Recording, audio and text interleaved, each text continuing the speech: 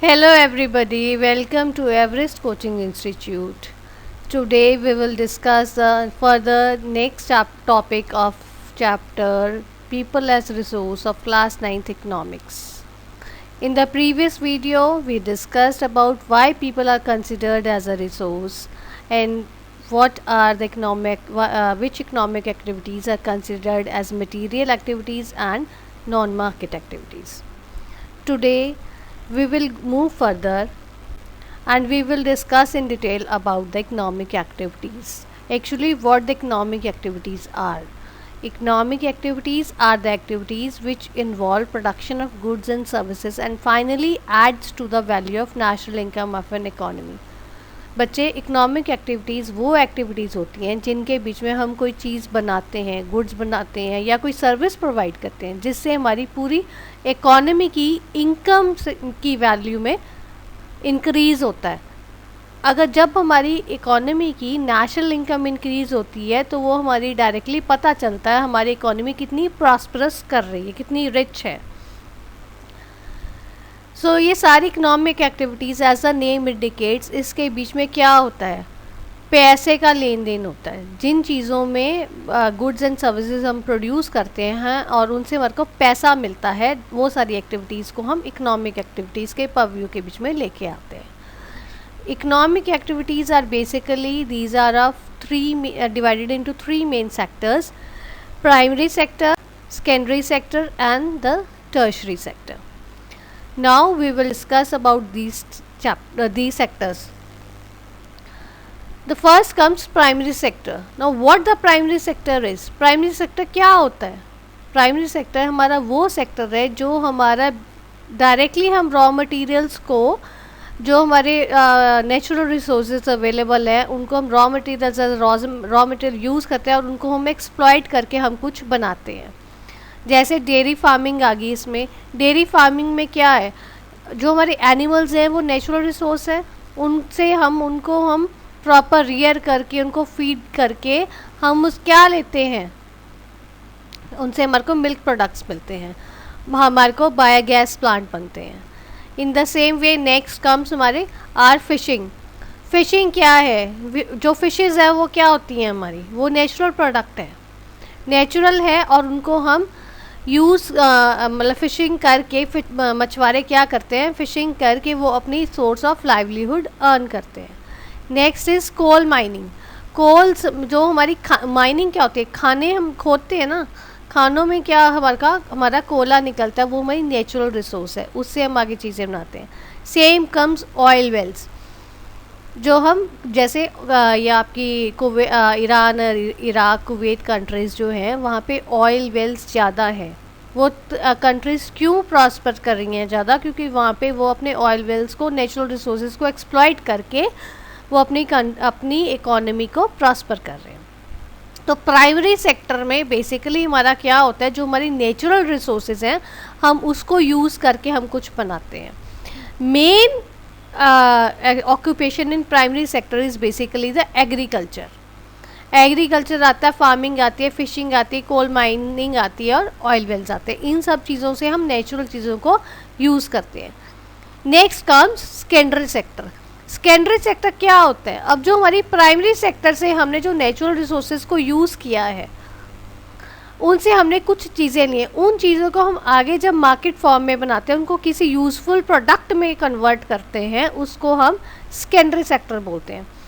अब जैसे दूध आया, राइट, हमने डेयरी फार्मिंग में हमने मिल्क हमने लिया डेयरी प्रोडक्ट कोई भी लिया, सारा हम देखो लूज़ मिल्क तो नहीं सेल करते ना मार्केट में.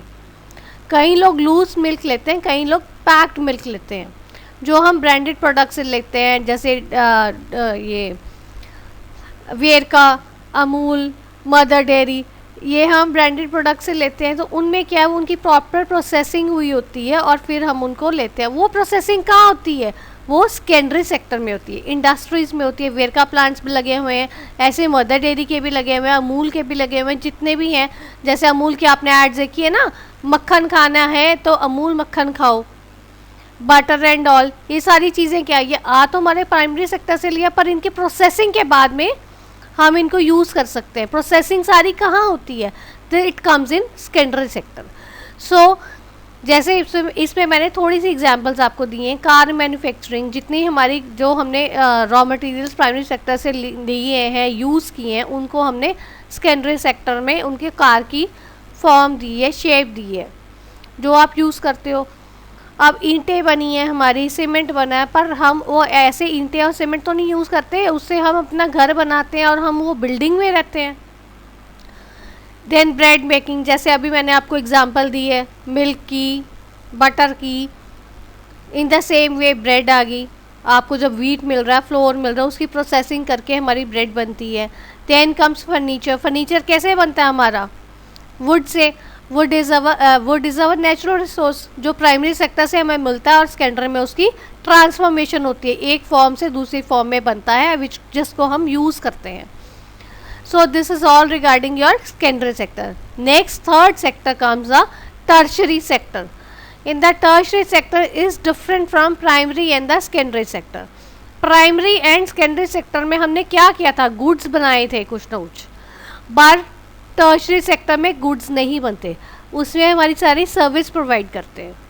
आप देखो, कार बना दी कंपनी वालों ने, पर अब हमारे पास कार कैसे आएगी? आपने कार ड्राइव करनी है, आपके पास कार कैसे आएगी? वो एक हमारा सर्विस सेक्टर है, जो हमारे को हम शॉप से जाके खरीदेंगे, जो इनके डीलर्स हैं उनसे जाके हम खरीदेंगे. So it all comes in the tertiary sector, जो हमें सर्विस प्रोवाइड करते हैं. जैसे बैंकिंग हमारी बहुत इंपॉर्टेंट सर्विस है.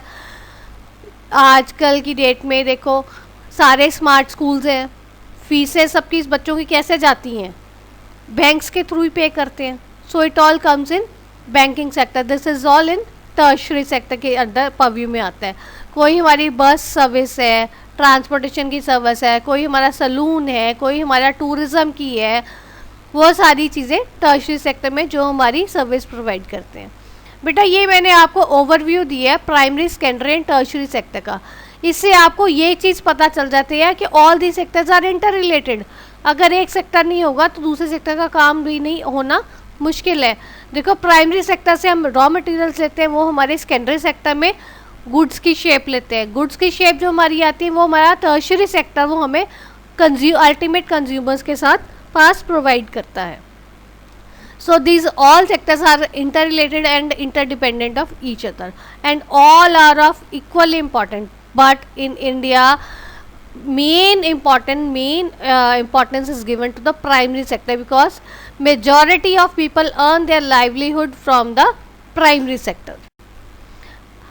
Now comes various economic activities which are being done by women and the men. We will discuss. Now first is economic activities done by the women. पहली activity आती है house hold work done by the women. तकरीबन हमारे घरों में क्या होता है, ज़्यादा काम जो करती हैं वो लेडीज़ करती हैं, जेंट्स इतना काम नहीं करते हैं. तो हाउस होल्ड को, हाउस कीपिंग, सारा जो हमारा काम है वो लेडी का जिम्मेवारी है. So this is right from the ancient times.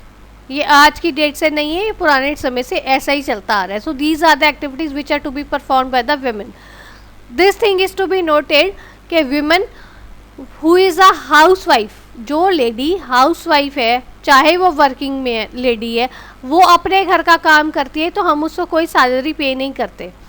वो अपने घर के काम में, मतलब अपने बच्चों की लुक आफ्टर कर रही है, उनको पढ़ा रही है, अपने हाउस कीपिंग चोर्स कर रही है, अपने हस्बैंड को देख रही है, घर में जो और के एल्डर्स है उनको देख रही है, वो सारे काम वो कर रही है. It is her duty. It is no salary is paid for that work, but it is the activity which is round the clock 24-hour activity which she has to perform, whether she is working or she is not working. Next comes salaries paid to the women for the labor work done by them. अगर मान लो, जो मैंने अभी आपको example दी है, उसी example में आप देखो हमने एक मेड रखी हुई है जो ये सारे काम कर रही है. तो वो लेडी जो सारे काम कर रही है तो हमें उसे सैलरी देनी पड़ेगी. For that salary she is being paid. पर वो जो सैलरी हम उसको पे कर रहे हैं उससे काम की दे रहे हैं. Mostly the salary are paid less as compare to the man. Man के कंपैरेटिवली कम देते हैं क्योंकि ये ऑर्गेनाइज सेक्टर नहीं है. हम घरों में रख रहे हैं, हम अपने हिसाब से उनको सैलरी देते हैं। क्यों? Because of their less education, less technical knowledge. वो कहीं बाहर नहीं जाती हैं, वो घरों में आप देखो, आपने मेड्स लगाई हुई हैं, तो उन मेड्स को हम जो है सैलरी हम अपनी विश के अकॉर्डिंगली देते हैं, not according to the government rules. कुछ ऐसा प्रॉपर नहीं है, जितने हम अफोर्ड कर सकते हैं हम उतनी देते हैं, और जितनी उसकी पॉकेट अलाउ करती है हमने उतनी देनी है, जो उसको ठीक लगता है उसने उतनी लेनी है। दूसरा, जो हम मेड्स हाउस होल्ड वर्क के लिए रखते हैं, इनकी जॉब सिक्योरिटी लेस होती है। इनकी कोई सिक्योरिटी नहीं है कि इनको जॉब से कब निकाला जाए। ये नहीं है कि एक बार हमने लगा लिया, ये तो नहीं है ना, आप लोगों ने घर में अगर मेड लगा ली तो परमानेंट आपकी लगी रहेगी, सदियों सदी लगे रहेगी।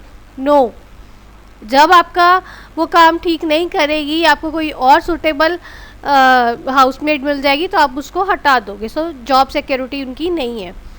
इन केसेस में क्या होता है कि basic facilities like maternity leave, child care या और कोई सोशल सिक्योरिटी स्कीम्स उनको नहीं मिलती हैं, क्योंकि ये अनऑर्गेनाइज सेक्टर है, ये कोई गवर्नमेंट सेक्टर नहीं है। आप देखो, आप अपने घरों में आपकी जो मेड्स लगी हैं, आप उनको कितनी फैसिलिटीज़ देते हो। आप कहते हो भाई तू अपना पैसे ले और तू अपना काम कर, यही होता ना। But the women with higher education and skill are at good jobs and are paid at par with the men. जो लेडीज़ हाईली क्वालिफाइड हैं और जिनके पास प्रॉपर टेक्निकल नॉलेज है, उन लोगों को जॉब्स जो है वो अच्छी मिलती हैं, वो अच्छी पोस्ट पे भी हैं, और उनको सैलरी जेंट्स के मुकाबले में बिल्कुल एट पार मिलती है। देखो, आज की डेट में लेडीज़ जो हैं वो पायलट भी हैं, आईएएस ऑफिसर भी हैं, हर पोस्ट पे हैं, due to their proper education and skills.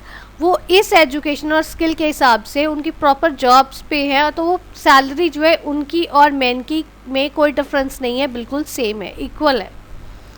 Now comes economic activities which are being done by men. अभी तक हमने डिस्कस किया था कि वुमेन्स क्या काम करती हैं। नाउ कम्स कि मेन क्या काम करते हैं। मैन देखो, नॉर्मली जितना भी आपका हमारी जो इंडियन इकोनॉमी है वो ज़्यादा इंडिया में एग्रीकल्चर ज़्यादा मेन ऑक्यूपेशन वही है, तो majority of the main work in fields. Ladies तो कम ही काम करती हैं, ज़्यादा तो जेंट्स ही काम करते हैं। और men attract more salary depending on the level of education and skill they possess. जो जेंट्स हैं वो जो हाईली क्वालिफाइड है, जैसे हमने लेडीज़ के बारे में बात की थी, ऐसे जो जेंट्स हैं जिनकी एजुकेशन पूरी है, स्किल पूरी है, नॉलेज पूरी है, उनको सैलरी ज़्यादा मिलती है as compare to less educated and technical knowledge जिनके पास कम होती है। So this is all about for today's video. I hope everything is clear. Thanks for watching.